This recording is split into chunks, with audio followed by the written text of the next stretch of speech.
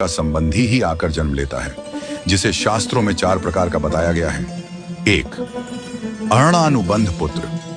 पूर्व जन्म का कोई ऐसा जीव जिससे आपने ऋण लिया हो या उसका किसी भी प्रकार से धन नष्ट किया हो, वह आपके घर में संतान बनकर जन्म लेगा। वह अपना धन बीमारी में या व्यर्थ के कार्यों में तब तक नष्ट करेगा जब तक उसका पूरा हिसाब न हो जाए। 2. शत्रुपुत्र।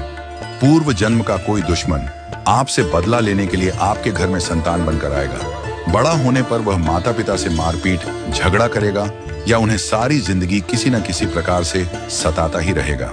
वह हमेशा कड़वा बोलकर उनकी बेइज्जती करेगा और उन्हें दुखी रखकर ही खुश होगा। 3. उदासीन पुत्र। इस प्रकार की संतान न तो माता पिता की सेवा करती है, न ही कोई सुख देती है। वह उन्हें उनके हाल पर मरने के लिए छोड़ देती है। विवाह होने पर यह माता पिता से अलग हो जाते हैं और उनकी चिंता नहीं करते। 4. सेवक पुत्र। पूर्व जन्म में यदि आपने किसी की खूब सेवा की है तो वह अपनी की हुई सेवा का ऋण उतारने के लिए आपकी सेवा करने के लिए पुत्र बनकर आता है। जो बोया है वही तो काटोगे। यदि अपने माता पिता की सेवा की है तो ही आपकी संतान बुढ़ापे में आपकी सेवा करेगी, वरना कोई पानी पिलाने वाला भी पास न होगा। आप यह न समझें कि यह सब बातें केवल मनुष्य पर ही लागू होती हैं। इन 4 प्रकार में कोई भी जीव आ सकता है। यदि आपने किसी गाय की निस्वार्थ भाव से सेवा की है तो वह भी पुत्र या पुत्री बनकर आ सकती है। यदि आपने गाय को स्वार्थवश पालकर उसके दूध देना बंद करने के पश्चात उसे घर से निकाल दिया हो तो वह ऋणानुबंध पुत्र या पुत्री बनकर जन्म लेगी। यदि आपने किसी निर्दोष जीव को सताया है तो वह आपके जीवन में शत्रु बनकर आएगा।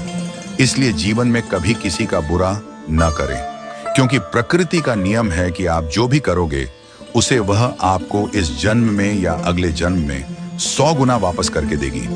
यदि आपने किसी को 1 रुपया दिया है तो समझो आपके खाते में 100 रुपया जमा हो गए हैं। यदि आपने किसी का 1 रुपया छीना है तो समझो आपकी जमा राशि से 100 रुपये निकल गए। जरा सोचिए, आप कौन सा धन साथ लेकर आए थे और कितना साथ लेकर जाओगे।